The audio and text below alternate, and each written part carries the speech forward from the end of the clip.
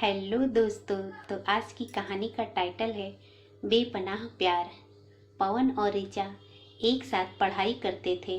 वह दोनों एक अच्छे दोस्त थे।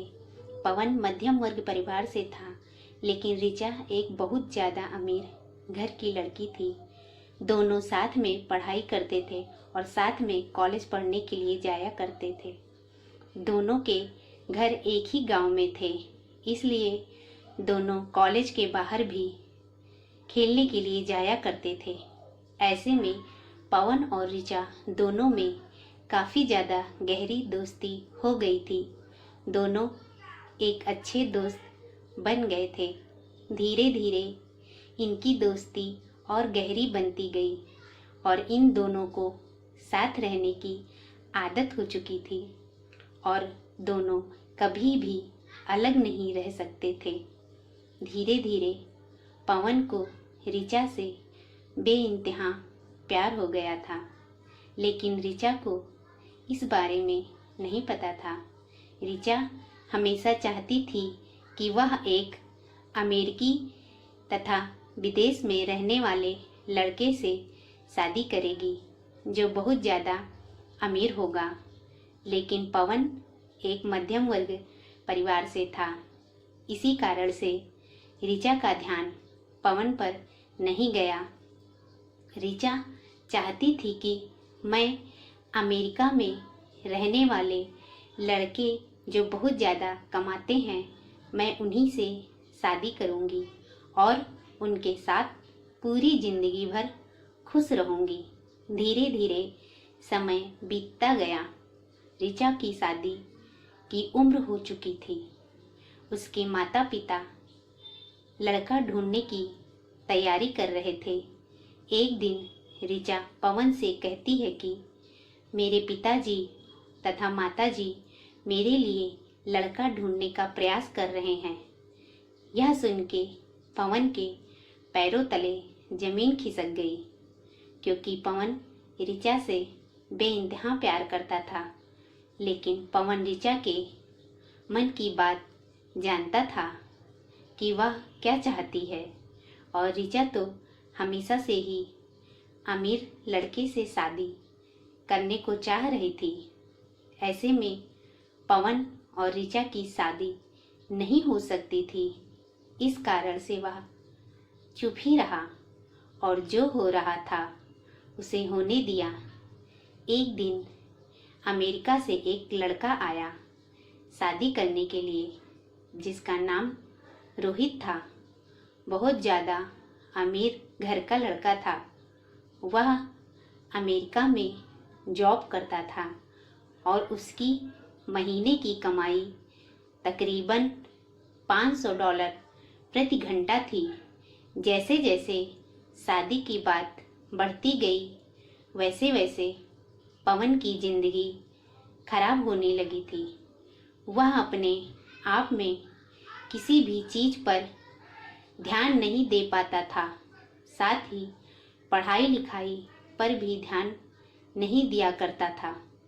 पवन को ऋचा के जाने का गम सताने लगा और वह चाह कर भी इस बात को नहीं बोल सकता था कि वह ऋचा से शादी करना चाहता था, क्योंकि पवन की इतनी हैसियत नहीं थी जितनी हैसियत के लड़के के बारे में ऋचा सोचा करती थी और पवन को भी बताया करती थी। उसके बाद एक दिन ऋचा पवन से कहती है कि मेरी तो शादी होने वाली है, क्या तुम अपनी शादी नहीं करोगे? पवन कहता है कि मेरा अभी शादी करने का मन नहीं है, पहले तुम कर लो, उसके बाद मेरा मन होगा तो मैं शादी कर लूँगा। पवन जब एक दिन देखता है कि ऋचा के घर में बहुत सारे आदमी आए हुए हैं और उसके घर में रोहित, जिससे ऋचा की शादी होने वाली थी, वह भी आया हुआ था। यह देखते ही पवन सब कुछ समझ गया। ऋचा की शादी फिक्स होने वाली है। और पवन मन ही मन अपनी औकात पर पछतावा कर रहा था कि अगर मेरी भी औकात होती तो आज ऋचा की शादी मुझसे होती। जिस दिन ऋचा की शादी फिक्स हुई उस दिन रात में पवन रात भर नहीं सोया था। वह रात भर अपने बिस्तर में रो रो कर अपने प्यार को याद कर रहा था। इसके बाद पवन फिर सुबह उठकर ऋचा के घर चला जाता है, क्योंकि ऋचा उसके घर आई थी पवन को बुलाने के लिए। दोनों की शादी में महज कुछ ही दिन बाकी थे। ऋचा अपनी शादी को लेकर बहुत ज़्यादा खुश थी। अब तो ऋचा की शादी होने ही वाली थी। पवन शादी की तैयारियों में बिजी था। ऋचा पवन को अपने साथ कभी मार्केट लेकर जाती है तो कभी कपड़े खरीदने के लिए। पवन बेचारा ऋचा की शादी को लेकर बहुत ज़्यादा तैयारियां कर रहा था। साथ ही पवन मन ही मन बहुत ज़्यादा उदास भी था कि उसकी ज़िंदगी से ऋचा जाने वाली है, लेकिन फिर भी वह किसी से कुछ भी नहीं कह रहा था और अपना काम सही और समय पर कर रहा था। अब तो वह दिन भी आ गया जब ऋचा की सगाई हो रही थी और उसके एक दिन बाद ऋचा की शादी थी। सभी मेहमान लोग आ चुके थे। पवन मेहमान की खातिरदारी कर रहा था। अब तो ऋचा की शादी हो गई थी। रोहित ऋचा के साथ घूमने फिरने के लिए तथा हनीमून मनाने के लिए कहीं दूर जाने वाला था। पवन मन ही मन उदास हो रहा था। रोहित और ऋचा दोनों साथ में घूमने के लिए चले जाते हैं। दोनों साथ में जब घूमने जाते हैं तो रोहित और ऋचा एक मॉल में शॉपिंग करने के लिए जाते हैं। ऋचा जैसे ही मॉल में शॉपिंग करने के लिए अंदर जाती है तो रोहित को किसी प्रकार का काम लग जाता है और वह कहता है कि तुम गाड़ी लेकर घर जाओ, मैं काम कर घर वापस आ जाऊंगा। जैसे ही गाड़ी लेकर ऋचा घर आ रही थी तो गाड़ी में रोहित का मोबाइल छूट गया था। उसके मोबाइल में एक लड़की का फ़ोन आ रहा था जिसका फ़ोटो भी उसके कॉलर आईडी पर लगा हुआ था। वह लड़की सेक्सी थी। नग्न अवस्था में फ़ोटो लगा हुआ था। यह देखकर ऋचा को गुस्सा आ गया और उसने सोचा कि यह कौन लड़की है जो मेरे पति को फ़ोन करती है। ऋचा गुस्सा से फ़ोन उठाती है। वैसे ही फ़ोन उठता है, उधर से आवाज़ आती है, जानू तुम कहाँ हो?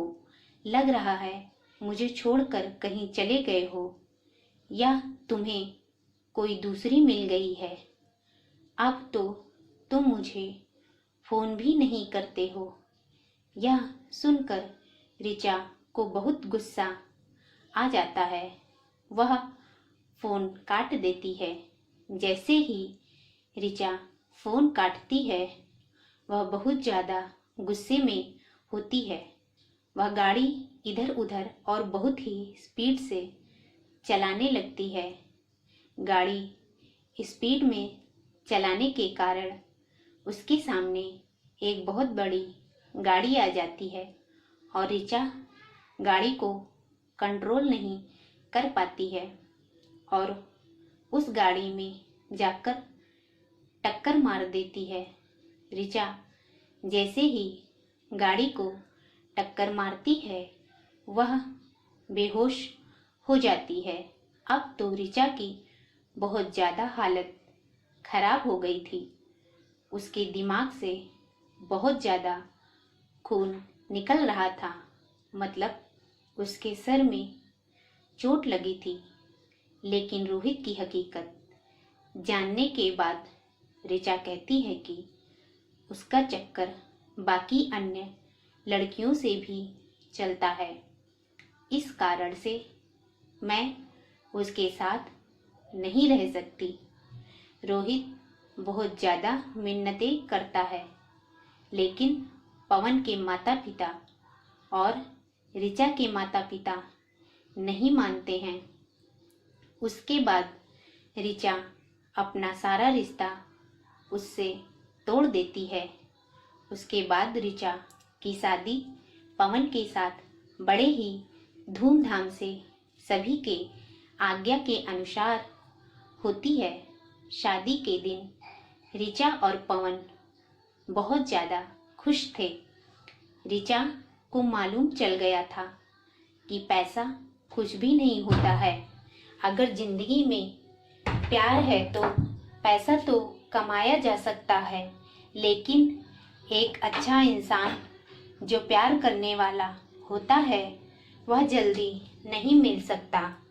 ऋचा को यह अच्छी तरह से मालूम हो गया था कि पवन उससे बेपनाह प्यार करता है, इसलिए पवन से शादी करने का फैसला किया था उसने। अब तो शादी करके दोनों जिंदगी में बहुत खुश थे। दोनों बहुत मस्ती के साथ जिंदगी गुजार रहे थे। तो दोस्तों, आज की कहानी आपको कैसी लगी प्लीज़ हमें कमेंट बॉक्स में लिखकर बताएं, और ऐसी ही कहानियाँ सुनने के लिए कहानी श्रृंखला चैनल को लाइक करें, सब्सक्राइब करें और शेयर करना मना भूलें। दोस्तों, कहानी श्रृंखला चैनल को सब्सक्राइब कीजिए, जिससे हमारी फैमिली ग्रोथ करे और हम ऐसे ही और अच्छी अच्छी कहानियाँ ला सकें। Thank you.